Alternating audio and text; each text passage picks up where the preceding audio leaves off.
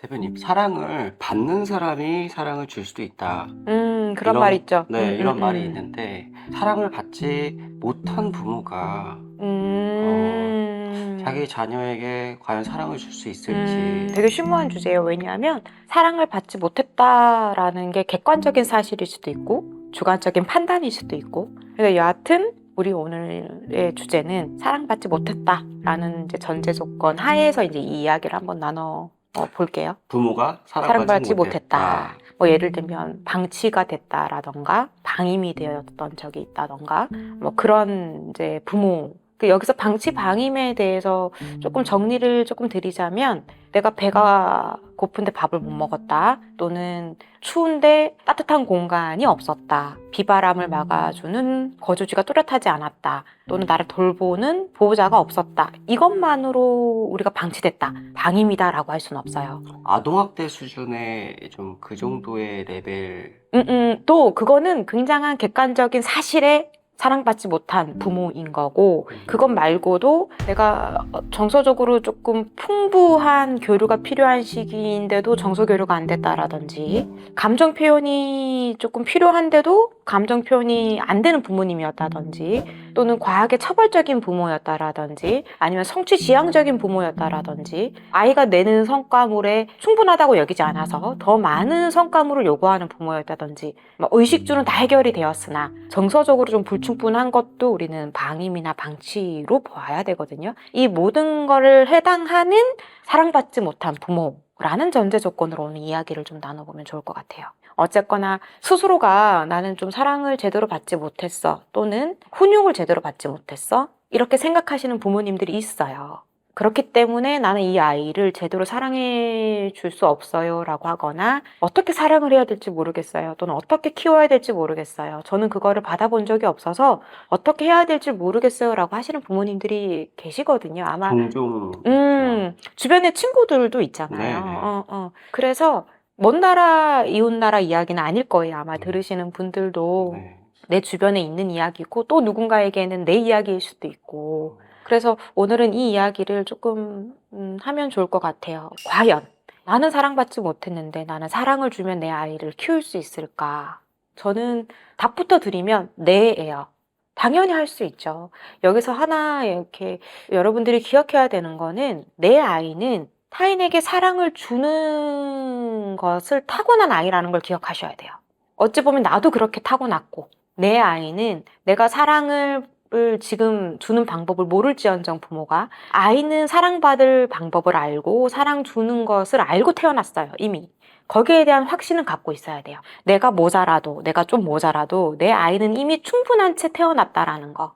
이거에 대한 믿음과 확신이 있다면 조금 마음이 놓여질 거예요. 그래서 나만 조금 개선되면, 바뀌면 아이는 더할 나위 없이 잘 자랄 거예요. 나를 뛰어넘는, 우리 세대를 뛰어넘는 아이로 자랄 거예요. 이 이야기부터 조금 먼저 드리고 시작하면 좋을 것 같아서 이야기를 드립니다. 내 아이는 사랑받고 사랑 주는 걸 타고난 채 태어났다. 내가 사랑받지 못하고 자랐는데 과연 자식에게 올바른 사랑을 전달해 줄 수 있을까요? 이렇게 걱정하시는 부모, 또는 이제 임신을 하고 있거나 이런 예비 부모들은 내가 사랑받지 못한 게 혹시 아이한테 대물림 되지 않을까, 정서적으로 그걸 막아야겠다라고 공부를 하신 분들이 이런 맞아요. 고민도 하시는 것 같아요. 네, 정확한 포인트인 것 같아요. 이게 무슨 얘기냐면, 내가 사랑받지 못한 아이였다라고 인정하는 것도 너무 아픈 일이거든요.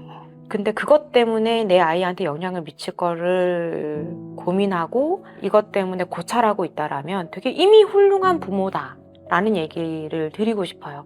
나는 사랑받지도 못했고 그게 누군가한테 영향을 미칠지도 모르겠고, 이미 나한테도 큰 영향을 주고 있음에도 불구하고, 내 자신에게 큰 영향을 주고 있음에도 불구하고 인지하지 않고 보지 않으려는 사람들이 훨씬 많아요. 근데 나는 그걸 보고 있고, 아프지만, 가슴 아프지만 보고 있고, 그리고 내 아이한테 악영향을 안 미치기 위해서 자기를 개선하고자 이 고민을 하신다라면 이미 사랑을 하고 있는 부모라고 말씀드리고 싶어요. 이미 충분히 내 아이를 사랑하고 있는 부모. 다만 내가 방법을 본 적이 없어서, 사랑을 주는 그 표현 방식을 본 적이 없어서 고민하고 있을 수는 있어요. 하지만 이미 사랑은 하고 있다.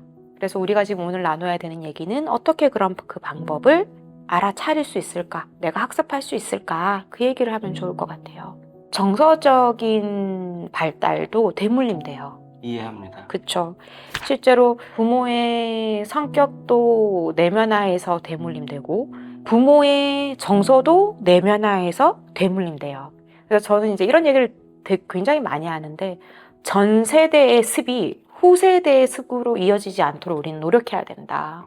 그 습에는 정서도 있을 것이고 지능도 있을 것이고 인지도 있을 것이고 뭐 여러 가지 다양한 거, 영혼도 있을 것이고 뭐. 대물림된다는 거에 대해서 좀 이해가 되는 게 네. 어떤 드라마를 봤을 때 화목한 가정에 대한 드라마가 나올 때 A라는 친구는 그 드라마를 보면서 되게 재밌어하고 즐거워하고 몰입을 하는데 B라는 친구는 그 드라마를 보면서 되게 낯설다. 또는 반감이 들기도 하고. 네, 아니 뭐 저기 보니까 드라마에서 아버지 사랑해요 이런 뭐 내용이 나오는데 A라는 친구는 뭐 감동하고 이러는데 B라는 친구는 무덤덤해서 너무 뭐 극적으로 표현하는 거 아니야? 막 이런 식으로 너무 별로 뭐 비현실적인 거 아니야? 그리고 막 별로 뭐 몰입을 하지 않고 저런 가정이 어딨어? 약간 이런 그런 걸 딱 봤을 때 그 두 사례를 봤을 때 그 가정 환경 그게 자식에게 전이 되는구나. 그리고 또 그 자녀가 커서 부모가 되면 또 그게 자식에게도 전이 될 수 있겠구나 이 생각이 들더라고요. 맞아요. 우리는 늘 우리 부모님이 모자라서가 아니라 내가 우리 부모님보다 더 괜찮은 사람, 그러니까 뭔가 성공했다, 명예롭다 이런 뜻이 아니에요. 자아가 튼튼하고 견고하고 흔들리지 않는 나무 같은 그런 사람이 되어야지라는 마음을 먹고 살아야 되고 내 자녀도 나와 같은 사람이 아니라 나보다 훨씬 더 편안한 삶을 사는 좀 더 튼튼한 삶을 사는 그런 아이가 되기를 바라면서 우리는 살아야 된다라고 해요. 우리가 아이한테 물려줘야 되는 게 되게 많잖아요. 건강한 환경, 오염되지 않은 환경, 여기에 플러스 오염되지 않은 그 아이의 타고남. 나 때문에 그 아이의 타고남이 오염되면 안 된다고 생각하셔야 될 것 같아요. 그래서 내가 사랑받지 못했지만 사랑을 줄 수 있는 이유는 이미 그 아이가 온전한 채 태어났고 나로 인해서 그 아이가 오염되지만 않으면 돼요. 그래서 그렇게 오염되지 않으려면 일단 내가 나의 부모로부터 내가 내면화한 걸 되물림하지 않으려는 마음가짐이 필요하고 그러려면 나는 과연 부모한테 어떤 걸 물려받았을까? 뼈 아프지만 봐야 돼요. 예를 들면 이건 정말 가정 환경의 이다라고 두드러지는 게 정리습관이 있어요.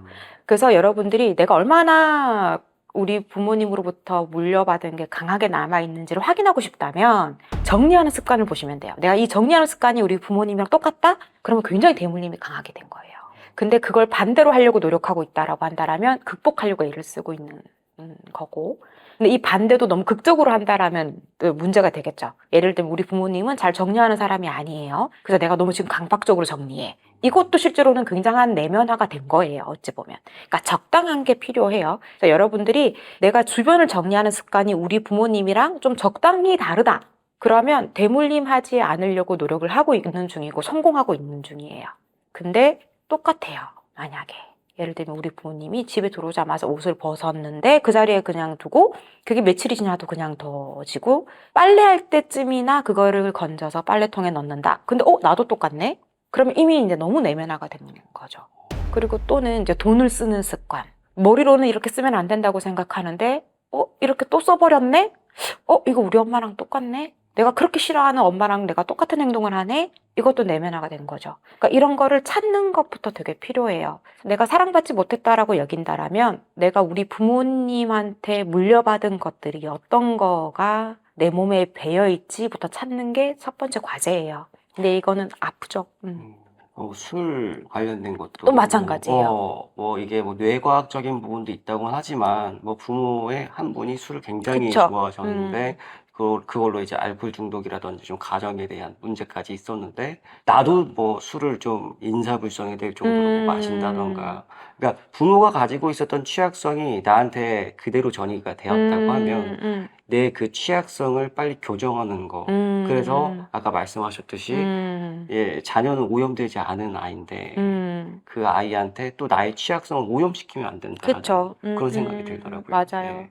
오늘은 우리가 이제 무거운 주제를 편안하게 이야기를 하는 거니까 뭐 이렇게 하세요. 뭐 1번, 2번, 3번 이런 얘기는 안 하고 싶어요. 이 영상을 보시는 분들도 내가 사랑받지 못했지만 충분히 사랑을 할 수 있는 부모가 될 수 있고 어떤 부분을 봐야 되는구나라는 걸 아는 것만으로 저는 충분히 전달할 수 있는 메시지를 다 전달했다고 생각이 되거든요. 뭐 도박도 그렇고, 맞아요. 예, 뭐 부모님이 뭐 아니면 뭐 그 윗선, 뭐 대물림 됐는지 모르겠어요. 사실 뭐 도박에도 뭐 뇌과학적으로 뭐 어떤 부분이 취약한 뭐 유전자가 있다고 하는데 또 뭐 윗선이 뭐 할아버지든 또는 뭐 부모님이든 간에 도박에 또 크게 문제가 있었던 경우에 또 그 취약성이 또 나한테 또 그렇죠. 전이 돼서 나도 어느 순간 보니까 뭐 온라인으로 뭐 도박 유사한 걸 하고 있더라.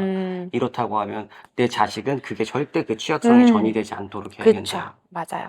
여기에서 한 가지 주의했으면 좋겠는 게 계속 부모 탓하고 살 수는 없어요. 그죠? 이미 우리는 성인이 되었고 내 아이가 있는 성인이에요. 나를 바꿔야 되겠네. 그쵸. 계속 우리 부모가 그래서 어쩔 수 없어. 이러진 않으실 거라고 생각해요. 저희 영상을 보시는 분들은. 내 부모가 그랬기 때문에. 거기에서는 벗어나야 돼요. 이 대물림을 멈추려면 나를 봐야 되고, 그걸 탓을 자꾸 부모님으로 하는 걸 멈추셔야 돼요. 그리고 한 가지는 뭐 유전적으로 보는 거 우린 논하지 말자고요. 왜냐면 유전이야 이러면 너무 낙인 이런 거. 너무 무기력해져요, 우리가. 네. 달라질 수 있는 게 없잖아요. 넌 원래 그래. 너네 집구석은 원래 그래. 웃으면 안 되는데 네, 네. 그런 집구석들이 있기 때문에 네. 그러면 안 된다는 거예요. 그러니까 너희 부모님을 보면 그렇잖아. 너희 할아버지 때부터 그랬다며. 이거는 하면 안 되는 거. 우리가 그거를 보고 학습했던 것 뿐이지 내 유전이나 나의 DNA에 그게 섞여 있다고 우리는 이야기 논하지 말자고요. 그러면 달라질 수 있는 게 없어요. 근데 아까 처음부터 얘기했잖아요. 우리는 달라질 수 있고 우리 아이는 대물림되지 않을 수 있어요. 그렇게 하려면 지금 나부터 그냥 나를 들여다보고 내가 뭘 내면화했는지, 내가 뭘 물려받았는지, 어떻게 개선해야 되는지 이제 그거에서만 집중해야 돼요. 그리고 아이한테 만약 개선할 수 없다 내가 그러면 이걸 어떻게 하면 아이한테 계속 노출되지 않을 수 있는지를 고민해야 되는 거죠. 예를 들면 내가 돈 쓰는 습관. 가난을 대물림하면 안 된다고 얘기하잖아요. 그건 아마 모든 사람들이 다 공감할 거예요. 가난은 대물림하면 안 되지. 자, 여기에서 안 좋은 정서를 대물림하는 것도 안 되지가 당연히 이꼬로 됐으면 좋겠어요. 가난에 대물림하면 안 되는 것만큼 옳지 않은 부적절한 정서를 대물림하지 않는 것이 더 중요하다고 저는 생각해요. 저도 그렇게 생각해요. 왜냐하면 부적절한 감정이 대물림되면 가난은 당연히 딸려오는 거예요. 부적절한 감정을 갖고 사는 사람이 부적으로도 충분해진다? 저는 있을 수 없는 일이라고 생각해요. 자기 스스로 어느 정도 정립된 그런 그쵸. 말씀하셨던 그런 습관이죠. 그 습관 안에서 루틴적인 그런 삶을 살아가고 사회와 이렇게 접촉을 하면서 신뢰를 쌓고 이러면서 또 당연히 신뢰를 쌓은 만큼 또 일을 하면서 그렇죠. 부를 쌓아 나갈 수 있는 건데 예를 들어 뭐 부모의 뭐 취약한 부분이 예를 들어 뭐 도박이라든지 뭐 술이라든지 이런 걸로 그 부모의 습관이 자식에게도 뭐 그대로 내면화가 됐다. 당연히 부로 넘어갈 수가 없죠. 네. 예, 신뢰를 받을 수 없으니까요. 맞아요. 예. 그리고 아까 처음 말씀하셨던 것처럼 뭐 집에 오자마자 집 막 엉망진창 뭐 어질러져 있고 이런 와중에 아이는 사랑받고 사랑을 주기 위한 존재로 태어났는데 네. 그러한 환경 속에서 아이도 똑같이 부모 따라서 옷을 휙휙 던진 다음에 세탁기 안 놓고 일주일 후에 이제 옷 넣어야지 이렇게 좀 훈계를 들어야 아이는 자기도 안 넣으면서 이러면서 그렇지. 예, 그러니까 당연히 자기 관리가 안 되는 맞아요. 거. 그러니까 자기 관리도 안 되고 자기 정서도 이렇게 교정을 못하는 상황에서 부도 당연히 이렇게 맞아요. 개선될 수 없겠죠. 그만큼 정서가 정말 더 중요해요. 정서가 중요해요. 네. 네, 정말 이 정서가 중요하다는 얘기는 정말 100번, 1000번, 10,000번 해도 부족해요. 왜냐하면 부모님들이 이거를 체감을 잘 못하는 것 같아요.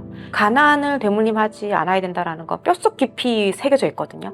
근데 부적절한 정서를 대물림하지 않아야 된다는 거는 잘 체감하지 못하는 것 같아서 이걸 어떻게 하면 체감 있게 전달할 수 있을까가 저한테는 좀 과제예요. 이 상담사로서, 임상심리사로서 좀 과제인데 근데 조금 여기서 저희 이렇게 조금 걸러서 들어줬으면 좋겠는 게 뭐냐면 아까 막 우리가 옷 정리 뭐 이런 얘기 잠깐 나왔잖아요. 그건 예시일 뿐이에요. 예시. 뭐 옷 정리를 잘해야 된다 이런 얘기를 그래야지 대물림 되지 않는다 이런 건 아니에요. 그냥 내가 얼마나 내면화되어 있는가를 확인하기 위해서 내가 주변 정리를 우리 부모님처럼 하고 있는 건 아닌가, 집 정리를 부모님처럼 하고 있는 건 아닌가, 또는 뭐 이렇게 중독적인 행동을 우리 부모님처럼 하고 있는 건 아닌가, 또는 아버지가 어머니를 대할 때 어머니가 아버지를 대할 때 하는 행동을 내가 대인관계에서 하고 있는 건 아닌가, 이런 걸 확인해 봐야지만 내가 얼만큼 안 좋은 대물림을 갖고 있는지, 그리고 뭐 어떤 걸 멈춰야 되는 대물림인지 확인할 수 있다는 걸 얘기를 드리는 거고, 여기서 또 하나 주의해야 될 점은 그걸 찾았다고 해서 자꾸 부모님을 바꾸려고 하시는 분들이 있어요. 부모님의 이런 안 좋은 거를 내가 받았으니까 부모님 이거 잘못된 거예요, 고치세요, 이러시는 분이 있어요. 이건 안 돼요. 불가능한 일이에요. 부모님은 일평생 그렇게 살았고 내가 내 아이를 낳아서 대물림하지 않는 거에 집중하셔야 되지, 부모님을 고치는 거에 집중하면 여기에 집중해야 되는 것들의 에너지가 없어져 버려요. 그리고 부모님은 바뀌지 않을 것이다 라는 생각을 가지고 오히려 그들이 그렇게 살아온 삶을 인정해 주는 게 지금은 더 필요한 시기예요. 왜냐하면 그분들은 아름다운 마무리가 필요한 시기거든요. 내 과거를 되돌아보면서 회한에 적고 미련을 남기고 후회를 하며 살아가는 삶이 아니라, 그분들은, 나의 부모님들은 오히려 되돌아보면서 그래 그래도 잘 살았지, 이 정도면 훌륭했어 라고 이제 마무리해야 되는 단계에 자녀가 부모님이 이런 거에 대물림 됐고 어쩌고 이런 필요하진 않아요. 그거 되지도 않고 10년 전 이야기까지 꺼내면서 아까 제가 얘기했잖아요. 이제는 부모 탓할 수 있는 시기는 아니에요. 내 아이가 태어났으면 그냥 내가 달라져서 나의 그거를 아이한테 전달하지 않을 방법에만 집중해야 된다. 네. 오늘 정말 중요한 이야기 한 것 같은데 저도 순간 벙찐 게, 뭐 말씀하신 내용을 이미 어느 정도는 알고 있었으나 네. 아이가 사랑받고 사랑을 주기 위해 태어난다. 그게 이미 그런 채로 디폴트다. 그게 디폴트다. 맞아요. 라고 하는 마인드는 저도 좀 신선한 충격이었어요. 나도 그렇게 태어났다. 그리고 회복 가능하다. 회복 가능하다. 나도 그런 채로, 온전한 채로 태어났으나 어느 정도 조금 오염이 된 건 사실이고, 하지만 나는 온전한 나로 다시 태어날 수 있다.